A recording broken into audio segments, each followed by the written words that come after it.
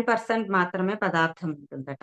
మనం ఏం చేస్తున్నాం ఫుడ్ తీసుకునేటప్పుడు వెజిటబుల్స్ చక్కగా తాజా కూరగాయలను గనక మనం తీసుకున్నట్లయితే ఏమవుతుంది అందులో వాటర్ పర్సెంటేజ్ అనేది ఎక్కువగా ఉంటుంది. సో, ఆ వాటర్ పర్సెంటేజ్ ఉన్నప్పుడు మంచిగా బ్రెయిన్ బాగా పనిచేస్తుందనమాట. అదే నువ్వు నాన్ వెజ్ కానీ, డ్రగ్స్ కానీ, ఆల్కహాల్ కానీ అట్లా తీసుకున్నప్పుడు ఏమవుతుంది అంటే, అదేమైతుందంటే బ్రెయిన్‌లో సెల్స్ అనేవి డెడ్ అయిపోతాయన్నమాట. డెడ్ అయిపోయినప్పుడు ఏమవుతుంది, మళ్ళీ కొన్ని రోజులయిన తర్వాత టైం పడుతుంది. మళ్ళీ ఇంకా సెల్స్ మళ్ళీ ఉత్పన్నం అవ్వడానికి టైం పడుతుంది. సో, అలా నువ్వు మళ్ళీ తింటావు. మళ్ళీ నాన్ వెజ్ మళ్ళీ ఏదో ఒకటి తింటావు. మళ్ళీ టైం పడుతుంది. ఈ విధంగా నువ్వు తింటూ, తింటూ ఉన్నందువలన నీ బ్రెయిన్ సెల్స్ అనేవి డెడ్ అయిపోయి నీకు అనారోగ్యం అనేది వస్తుంటుందనమాట.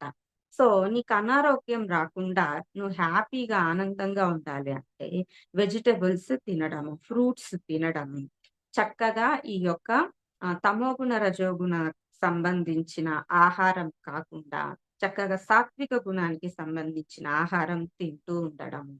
శరీరానికి వ్యాయామం, మనసుకు ధ్యానం ఇవి కనుక మనం చేసినట్లయితే ఎప్పుడు కూడా మనము ఆరోగ్యంగా ఉండగలుగుతామనమాట. ఇంకా ఏజ్ ప్రాసెస్ కూడా ఉండదు. సో, మనము 45, 50 వచ్చినా గూడా 20 ఇయర్స్ లాగే కనిపిస్తూ ఉంటాం. మన మెడిటేటర్స్‌ని మీరందరూ గమనించినట్లయితే మీకు తెలుస్తుంది.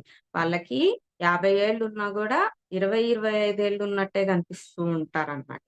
సో, అట్లా ఆ యొక్క యవ్వనం కూడా నీకు వస్తుందనమాట.